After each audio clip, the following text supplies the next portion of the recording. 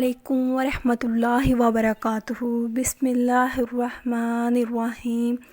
ربی اشرح لی صدری ویسر لی امری واحلل عقدۃ من لسانی یفقہوا قولی۔ نماز نبی کورس میں جو آج کا ہمارا ٹاپک ہے وہ ہے تحیۃ الوضو پڑھنے کی فضیلت۔ ایک وضو سے کئی نمازیں پڑھنا جائز ہے کیا؟ اور ساتھ ہی ساتھ جرابوں یا موضوع پر مسح کرنا جائز ہے یا نہیں؟ یہ سب ٹاپکس ہم دیکھیں گے۔ سب سے پہلے تحیۃ الوضو پڑھنے کی فضیلت۔ رسول اللہ صلی اللہ علیہ وآلہ وسلم نے فرمایا، جو شخص وضو کرے اور خوب سنوار کر اچھا وضو کرے، پھر کھڑا ہو کر دل اور چہرے سے ظاہری و باطنی طور پر متوجہ ہو کر 2 رکعت نوافل نماز ادا کرے تو اس کے لیے جنت واجب ہو جاتی ہے۔ سیدنا ابو ہریرہ رضی اللہ تعالیٰ عنہ بیان کرتے ہیں کہ رسول اللہ صلی اللہ علیہ وآلہ وسلم نے نماز فجر کے وقت سیدنا بلال رضی اللہ تعالیٰ عنہ سے فرمایا، اے بلال، میرے پاس اپنا وہ عمل بیان کر جو تو نے اسلام میں کیا اور جس پر تجھے ثواب کی بہت زیادہ امید ہے، کیونکہ میں نے اپنے آگے جنت میں تیری جوتوں کی آواز سنی ہے۔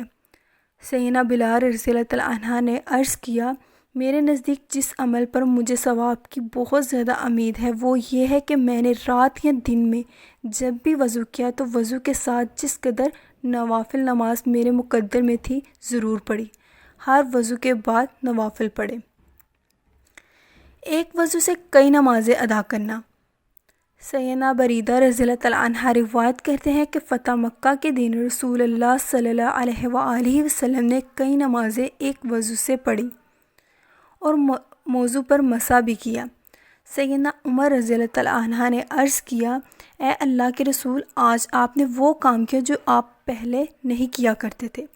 آپ نے فرمایا، اے عمر، میں نے ایسا جان بوجھ کر کیا ہے تاکہ لوگوں کو ایک وضو سے کئی نمازیں پڑھنے کا جواز معلوم ہو جائے۔ معلوم ہوا کہ وضو قائم ہونے کی صورت میں ہر نماز کے لیے وضو فرض نہیں بلکہ افضل ہے۔ موضوع وغیرہ پر مسح کے متعلق احکام و مسائل۔ سیدنا مغیرہ رضی اللہ تعالیٰ عنہ روایت کرتے ہیں، میں ایک سفر میں نبی اکرم صلی اللہ علیہ وآلہ وسلم کے ہمراہ تھا۔ میں نے وضو کے وقت چاہا کہ آپ کے دونوں موزے اتار دوں۔ آپ نے فرمایا، نہیں، انہیں رہنے دو، میں نے انہیں طہارت کی حالت میں پہنا تھا۔ پھر آپ نے ان پر مسح کیا۔ شریعہ بن حانی رحمۃ اللہ علیہ فرماتے ہیں، میں نے سیدنا علی رضی اللہ تعالیٰ عنہ سے موضوع پر مسح کرنے کی مدت کے متعلق پوچھا تو سیدنا علی رضی اللہ تعالیٰ عنہ نے فرمایا، رسول اللہ صلی اللہ علیہ وآلہ وسلم نے مسافر کے لیے مسح کی مدت 3 دن رات اور مقیم کے لیے 1 دن رات مقرر فرمائی ہے۔ امام نووی اور امام احمد رحمۃ اللہ علیہ کہتے ہیں کہ مسح کی مدت موزے پہننے کے بعد وضو کے ٹوٹ جانے سے نہیں بلکہ پہلا مسح کرنے سے شروع ہوتی ہے۔ یعنی اگر ایک شخص نماز فجر کے لیے وضو کرتا ہے اور موزے یا جرابیں پہن لیتا ہے، پھر نماز ظہر کے لیے وضو کرتے وقت اس نے موزوں یا جرابوں پر مسح کیا تو اگلے دن کی نماز ظہر تک وہ مسح کر سکتا ہے۔ سیدنا صفوان بن عسار رضی اللہ تعالیٰ عنہ کہتے ہیں کہ حالت سفر میں رسول اللہ صلی اللہ علیہ وآلہ وسلم ہمیں حکم دیتے کہ ہم اپنے موزے 3 دن اور 3 راتوں تک پخانہ، پیشاب اور سونے کی وجہ سے نہ اتارے بلکہ ان پر مسح کرے۔ ہاں، جنابت کی صورت میں موزے اتارنے کا حکم دیتے۔ اس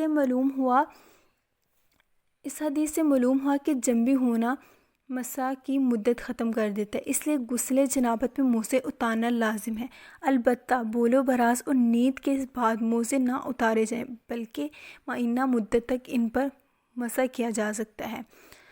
جرابوں پر مسح کرنے کا بیان۔ سیدنا ثوبان رضی اللہ تعالیٰ عنہ روایت کرتے ہیں کہ رسول اللہ صلی اللہ علیہ وآلہ وسلم نے وضو کرتے وقت صحابہ کو پگڑیوں اور جرابوں پر مسح کرنے کا حکم دیا۔ صحابہ کرام رضی اللہ تعالیٰ عنہ کا جرابوں پر مسح کرنا۔ سیدنا عقبہ بن عمرو ابو مسعود انصاری رضی اللہ تعالیٰ عنہ نے اپنی جرابوں پر مسح کیا۔ سیدنا عمرو بن حریث رضی اللہ تعالیٰ عنہ فرماتے ہیں کہ سیدنا علی رضی اللہ تعالیٰ عنہ نے پیشاب کیا، پھر وضو کرتے ہوئے آپ نے اپنی جرابوں پر جو جوتوں میں تھی مسح کیا۔ صحابہ کرام رضی اللہ تعالیٰ عنہ سے جرابوں پر مسح کرنا ذکر کیا ہے، جن میں سیدنا عبداللہ بن مسعود، سیدنا سعد بن ابی وقاص اور سیدنا عمرو بن حریث بھی شامل ہیں۔ اسی طرح سیدنا سہل بن سعد رضی اللہ تعالیٰ عنہ جرابوں پر مسح کیا کرتے تھے۔ سیدنا ابو امامہ رضی اللہ تعالیٰ عنہ بھی جرابوں پر مسح کیا کرتے تھے۔ ابن قدامہ کہتے ہیں کہ صحابہ کرام رضی اللہ تعالیٰ عنہ کا جرابوں پر مسح کرنے کا جواز پر اجماع ہے۔ پگڑی پر مسح کرنا، سیدنا عمرو بن امیہ رضی اللہ تعالیٰ عنہ روایت کرتے ہیں کہ رسول اللہ صلی اللہ علیہ وآلہ وسلم نے پگڑی پر مسح فرمایا۔ اسی طرح سیدنا بلال رضی اللہ تعالیٰ عنہ بیان کرتے ہیں کہ رسول اللہ صلی اللہ علیہ وآلہ وسلم نے پگڑی پر مسح کیا۔ وآخر دعوانہم ان الحمد للہ رب العالمین۔ السلام علیکم ورحمۃ اللہ وبرکاتہ۔